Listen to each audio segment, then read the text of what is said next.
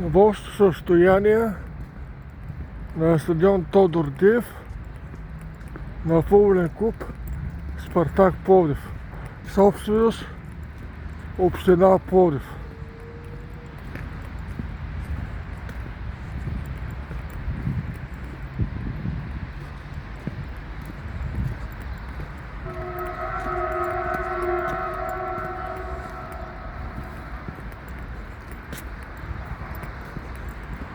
Стадиона беше даден на концесия на собственика и според слуховете, повтарям според слуховете, не казвам, че е вярно, преди да започне договора,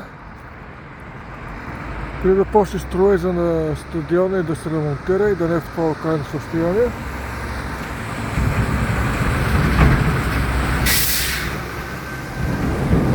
някой от общината, няма да каза кой според слуха, да не бъде поведен по наказателна отговорност, е искал подкуп, собственика не е дал и затова, плюс след това COVID пандемията, като стана, концесията се развали и в момента това е състоянието на стадиона. Заради искан подкуп, назад да се направи стадиона на Тодор Диев на футболен клуб Спартак Пловдив.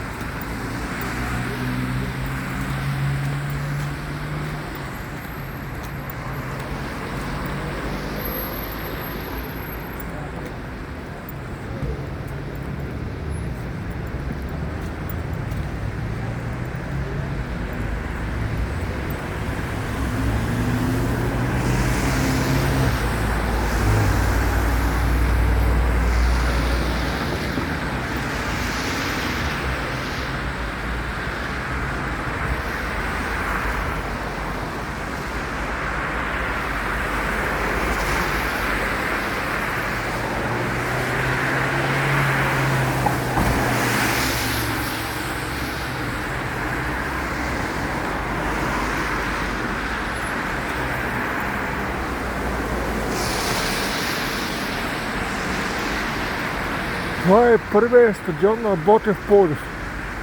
През 1934 година, това съм го отбелязал в моя профил в YouTube, Ботев Пловдив получава нотариален акт. След като Ботев Пловдив, Академик Пловдив и Спартак Пловдив се обединяват и образуват АФД Тракия през 1981 година, Спартак Пловдив се отделя от АФД Тракия и се възстановява. И за отношенията ми за Спартак и Ботев да не са целите отношения да не бъдат лоши, те подаряват стадиона на Спартак Пловдив и на Спартак Пловдив, по този начин стадиона от собственост на Ботев Пловдив става на Спартак Пловдив.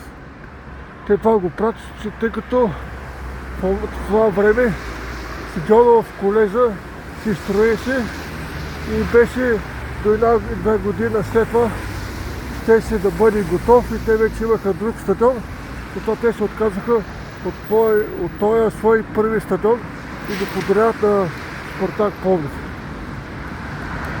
Когато е била собственост на Спартак Пловдив този стадион, тук Спартак Пловдив ще играли под найем и са плащали найем на стадиона на Ботев Пловдив. Също така, тук е играл дядо ми. Както съм казал, той е бил бивш футболист на Левски Пловдив и на Ботев Пловдив. И двата поля и 47 година, когато Ботев са били домакини и си играли тук, дядо ми е играл тук. И Левски Пловдив също са играли тук. От тогава до сега почти никакви промени няма. Тези бомбини, където ги виждате, тези дървета, тук до времето имаше железни трибуни, които бяха премахнати и продадени на скрап. Това го направи предишния собственик, тъй като отбора беше пред фалит. После сегашният собственик той подобрил финансовото отношение на Спартак Пловдив, което е било за него. Това е тъзната страна на стадиона на Спартак Пловдив и на стадион Тодор Диев. И всичко това е по вина на един чиновник от община Пловдив, както казах, според слуха, няма да казвам нарочно кой, защото той или тя може да ви поведе по наказателна отговорност, тъй като това е слуха, няма никакви доказателства. И искаш един подкуп и с това остава това лошо състояние.